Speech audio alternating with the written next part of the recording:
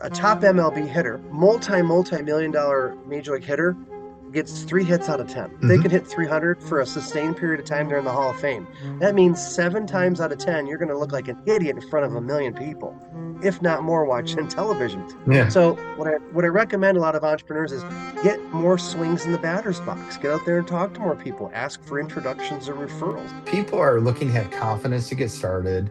They don't really have clarity to get moving. So they just kind of stay in this paralysis area. I hire coaches still, Mike. You're an Mhm. excellent coach. And those coaches are there to not be always nice to me, and I'm okay with that. They're there to get me better. You've got to be able to prove yourself in an online world that's very skeptical that, Yeah. hey, you're not boasting. You're showing that you have supreme confidence in your skill set to deliver. This is the Authentic Edge podcast. Real conversations with real leaders who've dropped the mask, faced the truth, and found growth that actually fits. I'm Mike Secord, and every episode we pull back the curtain on what it takes to lead, live, and grow with authenticity. Because here, authenticity always wins. Today's guest is someone who's been inspiring leaders, entrepreneurs for years with a message that blends mindset, marketing, and influence in a way that actually sticks. Tony Rubleski is a creator of the Mind Capture book series and president of the Mind Capture Group. His work has reached audiences across the country through best selling books, live events, and keynote stages, all focused on one big idea: how to positively capture attention in a world full of noise. But what sets Tony apart isn't just his marketing brilliance, it's his ability to connect the dots between influence and authenticity. He challenges people to think differently, lead with intention, and communicate from a place of truth, not tactics. In this episode, we're going to go beyond the marketing playbook. We're going to talk about the masks we wear as leaders, the mindset shifts behind the real influence, and how Tony keeps his mission aligned even in a world that rewards performance over presence. Tony, I'm fired up to have you here on my first podcast. So, welcome to the Authentic Edge podcast. Well, you're very welcome. And Mike, what an honor to be the first guest. And I commend you because when you take a leap of faith like you're doing, it's a little uncomfortable, but knowing your clientele and your track record, it's going to serve a lot of people. So it's an honor to be here. Awesome, awesome. Yeah, hey, like we tell everyone, and if you're not uncomfortable, you're not doing the right things, right? So we have to go in and push ourselves into those uncomfortable zones. And lots of times, what I find is what usually is something that I'd feel a little uncomfortable about doing, it ends up being the right thing for me to go do. Well, for sure. And right now, you see so much online like I do, and our team does, but be authentic and take a leap of faith. So this today, I'm excited to be a part of this first plunge into your podcast journey. Before we jump down, we talked about what's going on. It's busy, busy, but that's the world we're in. And priorities, you make time on your calendar to do it. Like we're spending our time today and with your listeners as you build your audience to add value to their realm because they're just as busy as you and I are, Mike. They are, they are. So I appreciate that, and that leads me right into this. Today's topic I want to talk about is authentic confidence and clarity, because I find it so much, and I'm sure you do, is people are looking to have confidence to get started.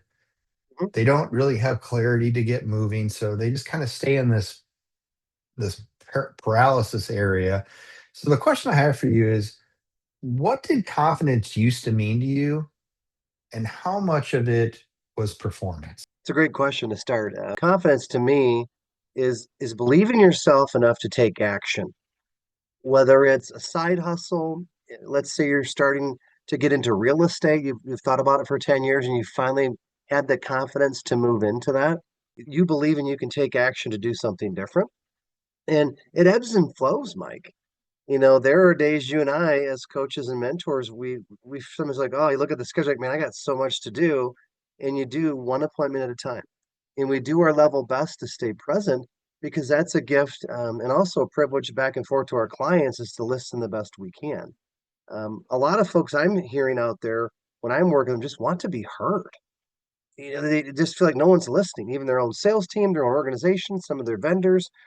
We have now an 8-second attention span on average. Mhm. That's the latest data specifically for Microsoft last year. So the attention spans are getting shorter and shorter. However, those of us that can do our level best to confidently ask people, hey, for an appointment, hey, I'd like to meet with you. Hey, I've got an idea to share. And when we share those ideas and we ask questions back and forth, we listen to them genuinely.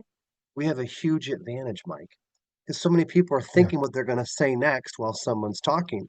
I do it sometimes too. I know. So it's something that I continue to work on in this 8 second attention span world. So, second part of your question was, Was how much of it was tied to performance? I think that's something that has to be there. If you're working direct for a company, let's say you're in sales, your manager, he or she is going to want to know your numbers. You can't get Hmm. around that.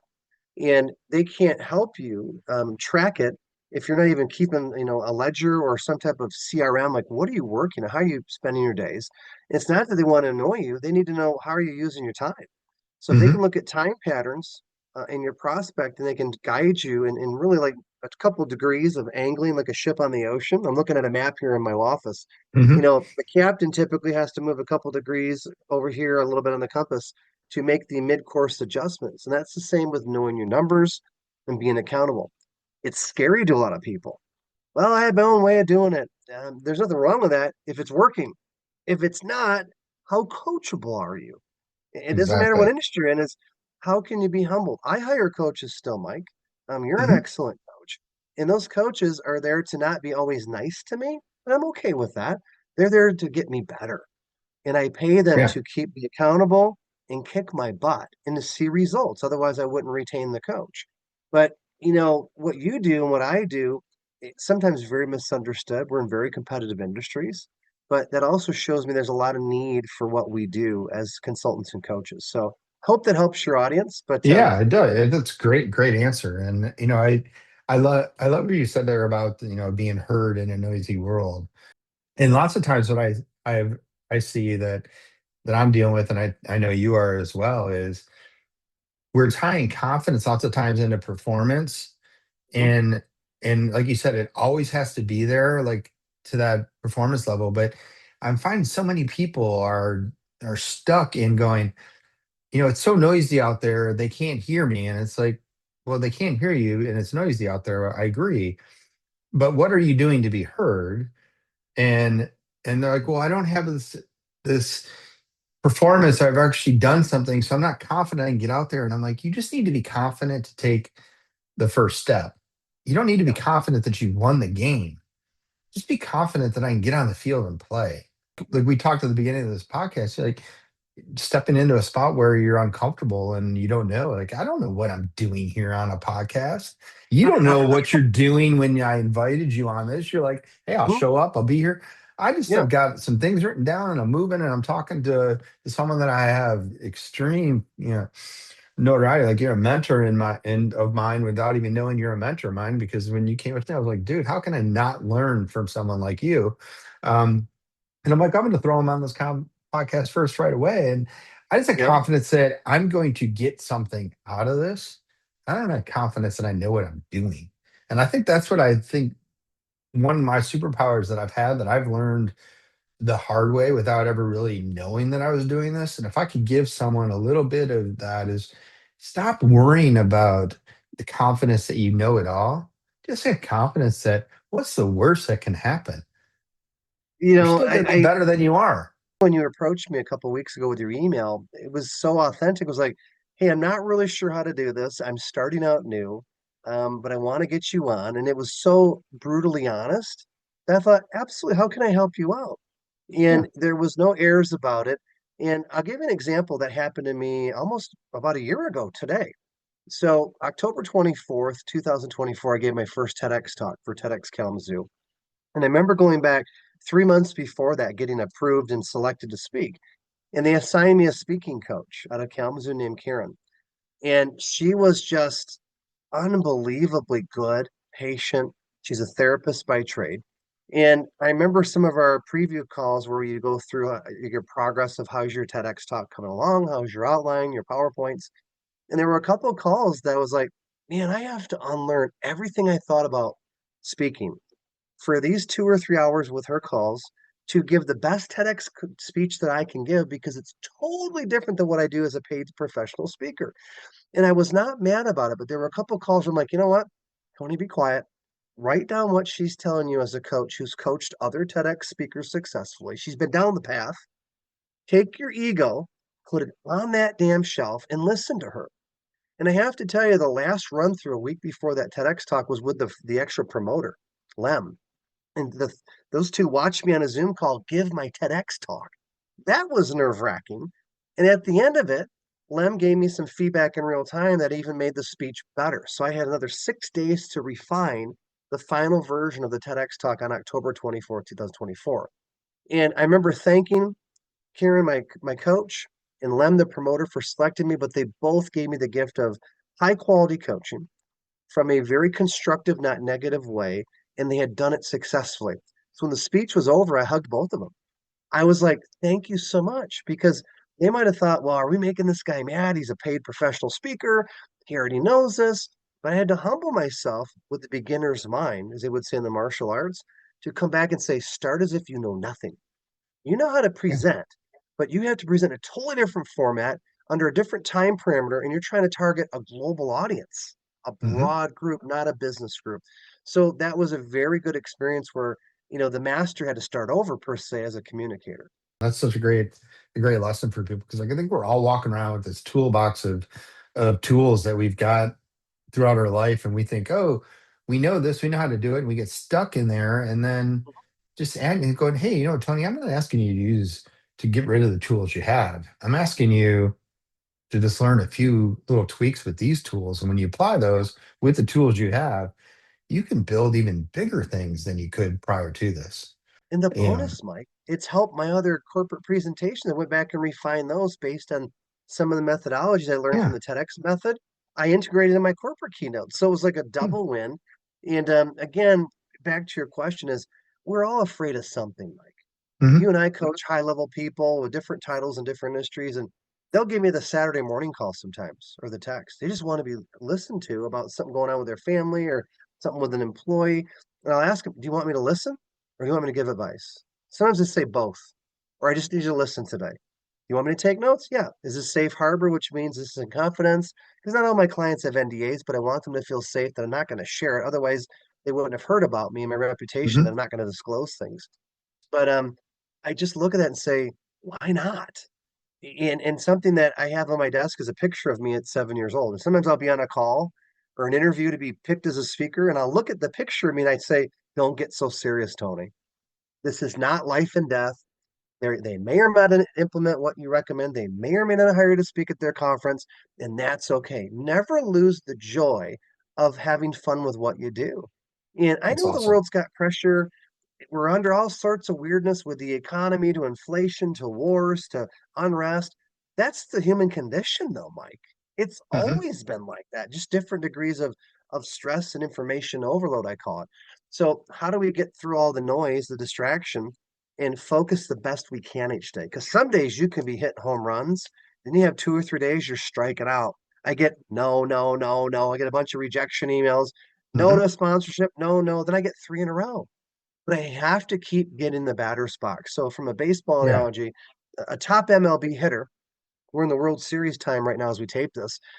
A multi million dollar major league hitter gets 3 hits out of 10. They Hmm. can hit 300 for a sustained period of time. They're in the Hall of Fame. That means 7 times out of 10, you're going to look like an idiot in front of a million people, if not more, watching television. Yeah. So what I recommend a lot of entrepreneurs is get more swings in the batter's box. Get out there and talk to more people. Ask for introductions or referrals. That's you've seen me train Hmm. that. Yeah. Find out who your true fans are that can take you to people that are just like them. And if you ask them, hey, is there a couple people you can introduce me to just like you? Then I go, I'm waiting for you to ask me. But we don't ask. We're maybe afraid. We don't think about it. Or our self-talk goes, well, I don't want to make them mad, or they may not really like what I do. Well, you're going to know Hmm. right then and there. You sure And if are. they It's going to if they show up. can't think of somebody, they might say, you know what, Tony, I can't think of anybody, but man, you helped us out so much at that last meeting. We were so grateful. And I say, you know what? That's great. Thank you. Any chance you want to throw that in an email to me? I'd love to be able to share that with people. They're like, not a problem. So I get testimonials too. Hmm. So it's another That's great good. byproduct is you've got to be able to prove yourself in an online world that's very skeptical that, Yeah. hey, you're not boasting. You're showing that you have supreme confidence in your skill set to deliver. Yeah. And that leads me right into this next question because I I think we teed it up perfect when you just, especially the last where you said with the confidence there is when did imposter syndrome show up the strongest for you in your career? And before you answer that, I heard through you, like, and I just thought of your the picture you've got on the corner of your desk there with 7-year-old you. And it's like, when you look at that and you think of imposter syndrome, how does it kind of show up for you? And then I'll kind of talk a little about how it showed up for me. And then I show it as a superpower. Yeah. Well, I don't think I've ever been asked that. I think it really hit me hard like about 14 years ago, 2011. I was going through a divorce. It was just about wrapped up, and those are never fun. No one wins, your Mhm. former partner, and I had 3 kids involved. And the good sort of like fast forward is my wife and I made amends, my former wife and I. So we've gotten along well the last several years. So I'm grateful for that. But in the middle of that very much traumatic point, I had several keynotes booked. And there was one in Los Angeles for about 400 Chamber of Commerce executives. And I'm backstage, all mic'd up, and they're reading my introduction.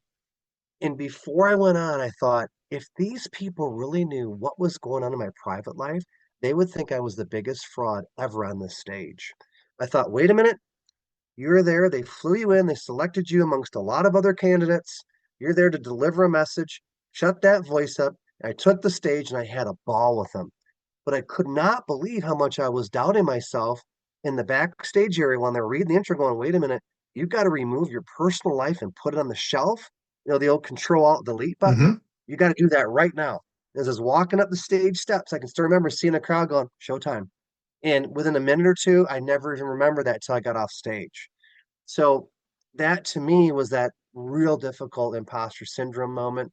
The only other thing I could think of was when I had an issue with gambling, which was my TEDx talk, ironically. So a few years later, I became a gambling addict. And for about a year, I tried to will my way to quit. I couldn't do it. I'd stop for a week or a month. I'm like, I just couldn't do it. Mhm. And I finally hit the wall and I surrendered. And it was April 10th, 2017, when I told my wife at the time, hey, I'm having a problem here and I got help. So going back to Michigan, I lived out west to tell my family and all my kids and clients I had a gambling problem, horrified. And by the grace of God or the higher power, we're taught, everyone was very forgiving. Only had a couple people laugh at me, but that's the amends process. And I earned that Mhm. because I had done some stuff that wasn't, quite of high character. So I've had a couple major Yeah. setbacks that were public, and I had to work through those and keep a business operating. I kept writing. I had great clients, and my children have forgiven me. So I look at that and say, you know what? Here's a lesson. Don't do it again. Don't go back to gambling. I'm Mhm. 3,100 and some odd days without a bet. So I'm 8 years clean a day at a time. But you learn from that. And it's not a permanent place of residence in my brain. It's where I used to be. So you're Mhm. always learning from those dark valleys. And again, I hope your audience never has to go through those. But the odds are, what, 56% people go through a divorce. Mhm. So, we all are dealing with our own struggles. Everyone's That's got it. issues. They either telegraph online or they don't. But everyone's trying their best to get through this grinder thing called life. It's Mhm. beautiful. Damn, it can be tough, Mike. Yeah. Thanks for sharing that with me. That's a side I didn't know. I knew some, but I didn't know that Yeah. one last piece. You're But welcome. But it's now it's back on Mike. So I'm curious about yeah. yours. I was wearing this mask most of my career and like worried that someone was going to find out that things weren't always as good on behind the curtain as they looked in front of the curtain. And what I realized is um I was assuming what they were seeing in front of the curtain, going, this is what they see, this is what they want. And when I realized, I'm like, just drop the curtain completely because they all have stuff going on too. They don't need me to like bring in and be sorry about their problems that they have, but they have it as well. And if I could just be authentic and just come Mhm. out and be myself. I don't have to talk about my problem. I don't have to say this. I don't have to do any of that stuff. But when I realize that we're equal, Yeah. I know that some of the Yep. clients that I work with are worried about, oh, my client's going to find out that I'm not this. Like, no, you're going to find out that they're not this. Like, we all have this side back and forth. And when you just drop and go, stop worrying about just how can I help in the moment?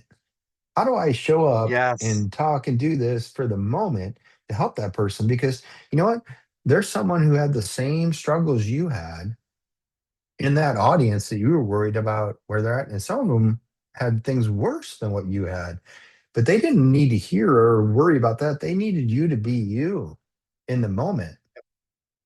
And what made you And so Mike, good is what you've been through. everyone's out there being challenged right now, unless We they're all really are. young age wise. If someone says, "Hey, I love sales," I'm like, "How old are you?" I'm like, 21. I'm like, keep that enthusiasm. Don't ever Yeah, lose it. But you're going to go through slumps in your career. It's called yeah, wisdom and experience. And it I is. love to watch newbies in any industry. They bring that fresh eyes, that fresh energy because they haven't been beaten down yet. Not that you want them to be. They haven't seen that the marketplace can get Hmm. tough and there's highs and lows. It's a roller coaster, but you want the roller coaster to be, angling upward, not Yeah. always down. You want to be going Hmm. uphill and having some good climbs and some wins that far outweigh those negative drops, which do occur in any business. I can't think of any business owner, CEO I've ever coached or interviewed for my book series that's not had those dark nights of the soul or Yeah. the imposter syndrome. And my coaches have a lot of them. I don't want a perfect coach, Mike. I No, couldn't resonate with them. Like, if they're that perfect, I'm like, I can't hire you. I'm sorry. no, because there's no one that's perfect. I want to It's share like, something that happened this morning. I'm going to change the names for confidentiality, mhm, but it's a client and a friend in the Midwest here that I could tell was texting me some stuff. I thought, pick up the phone, Tony, and call her. And I got her on the phone. I said, hey, I'm going to be really quick here. How are you doing? Not real good. And I will call her Sally for, mhm, confidentiality. And I listened for a couple minutes. I said, you're not alone. And I said, how are you doing with like your cash flow and in your business and your assets? And she was very, upfront and we had safe harbor. And she says, look, my account might actually, my business account go in negative today. And I stopped. I said, I've been there. I know it sucks. You've had your company for a number of years. I said, you're going to get through this. You and your husband, it's a family owned business. I said, you have a great product. I've seen what you do. I know you guys will come through this. And I said, do a quick favor. I said, do a power gratitude burst right. I said, write down what assets you have as far as your home, your cars, your equipment. Do you have healthy children? She did it. I said, right now you're richer than that darn bank statement and you'll get out of that negative. It wasn't a huge amount. I said I had years ago during my divorce and my bankruptcy at the same time. You don't want to get a drunk driving. They call that a trifecta. Lawyers do. yeah. And I said I remember having a couple weeks at a time in the red, and it was horrible. She goes, I never knew.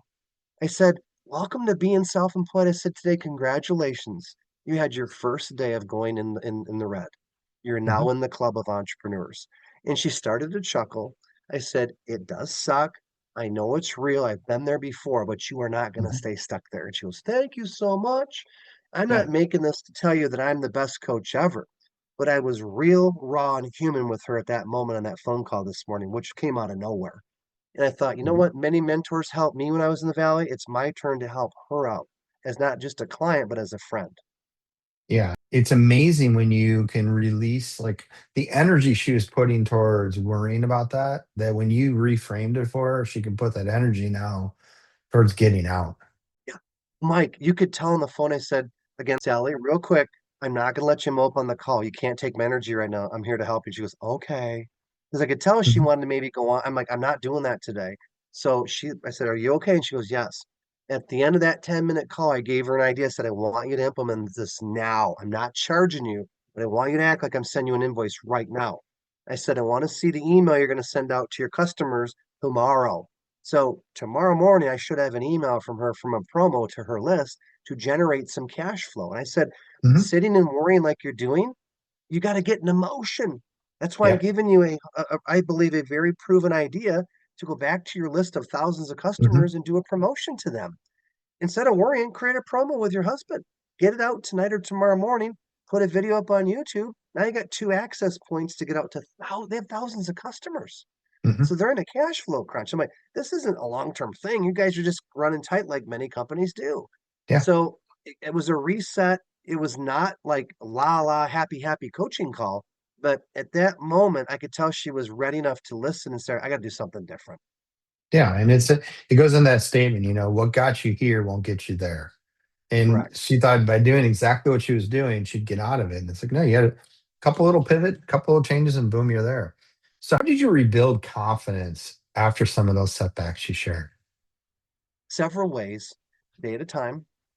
There were some weeks that were just brutal. You get in that Mhm. kind of cycle, like you're sending emails out, you're leaving voicemails, you're mailing out books or information to people. But it was like, you know what? I'm worked too hard to stay stuck here. I Yeah. also had good coaches and mentors that knew I was in the middle of a really tough divorce. There was kids involved. I did a personal bankruptcy near the end, which I didn't want to because I've always paid my bills. But I had lawyers and CPAs say, you can't sustain all this overhead and all the additional child support and alimony. You're going to have to tap out. So after about a year after the divorce, I tapped out and went, personal bankruptcy. And I thought, you know what? My mentors, a couple have been through it. And they said, look, you don't set out to do this, don't do it again, but it's going to be pretty tough for 10 years. You're not going to have access to credit. You're going to learn to live on cash and live below your means. So it was a day at a time. I had good mentorship. I went into constant hustle marketing mode. And I thought, you know what? My clients know I'm going through a rough season, that they continue to hire me. So I'm like, you know what? Do better and better work and know that it's going to take maybe a few years to dig out of this, which it did. But if you stay consistent, those little wins will start to stack. So I was very fortunate to have good people around me, Mike. And I'm always very confident, but boy, there were days I'm like private. I'm like, man, I'm happy out in the market, but I get home, I'm tired because the market doesn't care if I'm tired. They want to, how can you help me? We talked about how this episode is about confidence and clarity. So, how does the real quiet confidence with clarity that you have now, how does it look like today for you? It's more at peace. Several clients the last couple of years said, you seem calmer. You don't say much sometimes in meetings, you're listening, but when you speak, we know that you've really dialed it in. And the last couple of years in particular, my best sales appointments, Mike, I don't say much. A keynote I did last week for like 650 people. If you go back to 5 months earlier, there was 7 people that interviewed me on a Microsoft Teams meeting. I didn't say much in the hour interview. I just said, hey, tell me about who you had last year. What are you looking for? What's your theme? I said, is it okay if I take notes?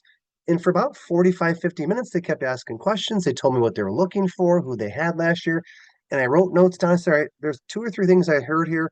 Are those of key value? And they said, yep. I said, well, we can deliver that. We can tie into your theme. Let me know. Now, that was 5 months before the gig. About 2 weeks later go by, I got the email says we've decided to hire you. And I was grateful. The old Tony from many years earlier would have been like, I'm this speaker and I've done 1,000 paid gigs and I've written 8 books. I'd have went into presentation mode, which is like overselling.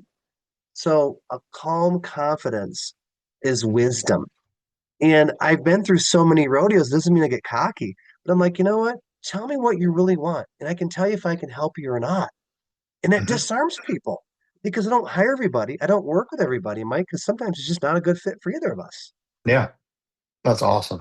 Well, I want to thank you so much for sharing a little bit and giving everyone a peek. So before we part ways, I think you've Yeah, mentioned books, you've mentioned speaking on stage, you've mentioned all these things, you're coaching and your event coming up. You've mentioned quite a bit. So how can people find you?